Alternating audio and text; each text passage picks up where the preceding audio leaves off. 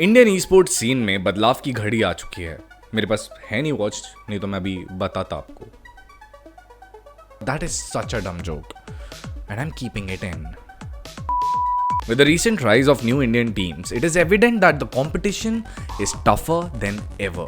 जब से इंडिया में मोबाइल ई स्पोर्ट्स की शुरुआत हुई है तब से हमने हमेशा कुछ पर्टिकुलर टीम्स का डोमिनेशन देखा है, लेकिन हाल ही में इन पुरानी टीम्स का डोमिनेशन कम होता जा रहा है और कुछ नई टीम्स हैं जो सीन को डोमिनेट करते जा रही हैं। And we feel that this marks the new era of the Indian esports scene.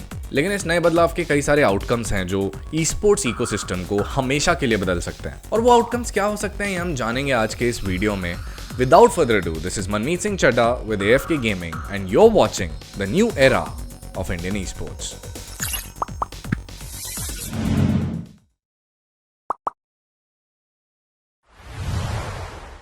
So first let's talk about the bright side, and we should be thankful that there is a bright side. Recently होने वाले BGIS में हमने कई सारे नए teams को amazing perform करके dominate करते हुए देखा, लेकिन हमने ये भी देखा कि उसी BGIS के फिनाले में कुछ गिनी चुनी ही OG टीम्स थी जो फिनाले तक पहुंच पाई थी, which is both concerning and exciting at the same time.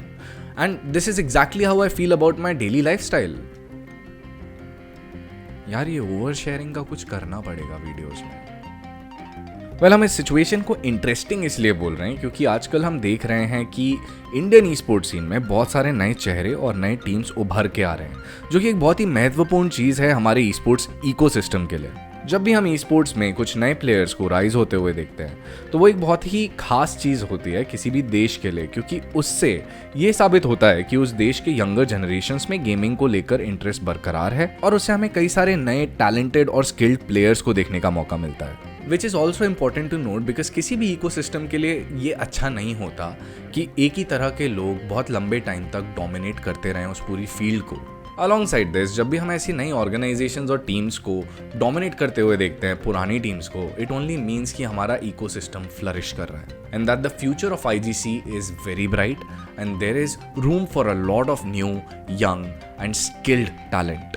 इसी रीसेंट राइज के कुछ क्लासिक एग्जाम्पल्स हैं players like Destro, Omega, S Power, Nakul and many others, जो इन स्टार स्टडेड लॉबीज में अपनी छाप छोड़ रहे हैं और अपने लिए एक नाम भी बना रहे हैं। लेकिन अगर आप इन नामों को ध्यान से देखेंगे तो शायद आपको समझ आएगा कि ये कोई नए खिलाड़ी नहीं है, ये बहुत टाइम से खेल रहे हैं, इन्हें बस रिकग्निशन आज मिला है। अब इसके लिए ना हम ऑडियंस को ब्लेम कर सकते हैं ना किसी और को। विंक विंक, अपॉर्चुनिटीज की कमी है और सोसाइटी एक्चुअली सपोर्ट नहीं करती।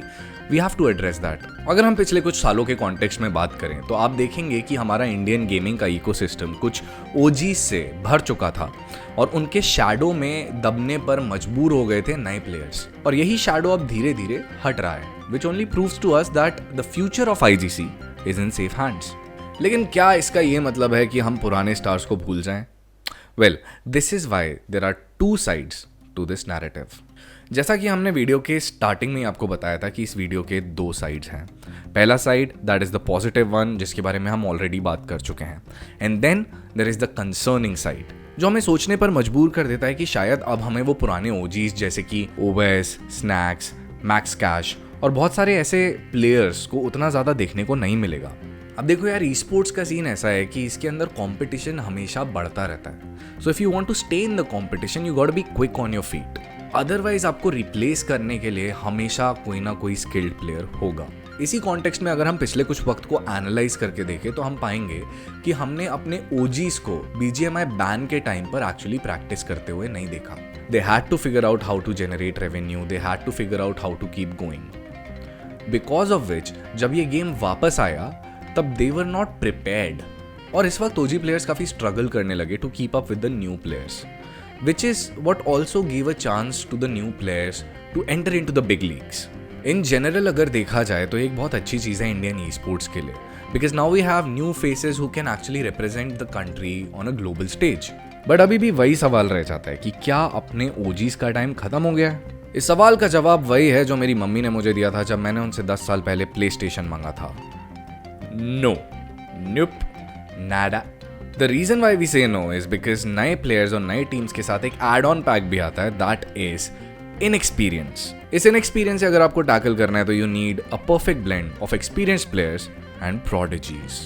Like, have you seen those perfect couples that you look at and you're like, शादी हो तो ऐसी, well that is because they complement each other, एक दूसरे की कमियां कम कर रहे होते हैं वो। सिमिलर सिचुएशन, इस चीज़ का परफेक्ट एग्जाम्पल है ग्लैडिएटर ई स्पोर्ट्स, जिसमें डेस्ट्रो जैसे एक्सपीरियंस खिलाड़ी मौजूद थे और उनके साथ जस्टिन और बाकी नए खिलाड़ी थे जो बहुत लीथल बना देते हैं उस टीम को बाकी टीम्स के कंपैरिजन में। डेस्ट्रो के ट्रायम्फ ने ये दिखा दिया कि अगर आप बरकरार प्रैक्टिस करते रहोगे और गेम के एवर चेंजिंग मेटा से वाकिफ रहोगे तो आप सीन में टिक पाओगे और आपका एक्सपीरियंस हमेशा काम आएगा आपके टीम को। इन कंक्लूजन हम आपसे ये कहना चाहेंगे कि this entire scenario of new players coming into the Indian esports scene and dominating the entire scene is a sight to behold. पर इसका ये मतलब नहीं है कि हम अपने पुराने प्लेयर्स को रूल आउट कर देंगे। एक्सपीरियंस एक बहुत ही कीमती चीज़ है जो हमारे ओजी प्लेयर्स पोजेस करते हैं एंड विदाउट अ डाउट वो जब चाहेंगे they can make a comeback, just like I made a comeback with a long form video after like what, a month or what, I don't know. देख लिया करो videos please. So that is it for today guys. We hope you liked the video. Let us know in the comments below what you think, and we believe in spreading love in the community and not hate. So let's all be respectful everywhere. The handles are right in front of you and in the description. Do follow us everywhere. Like, share and subscribe to AFK Gaming and have fun playing while we are going AFK.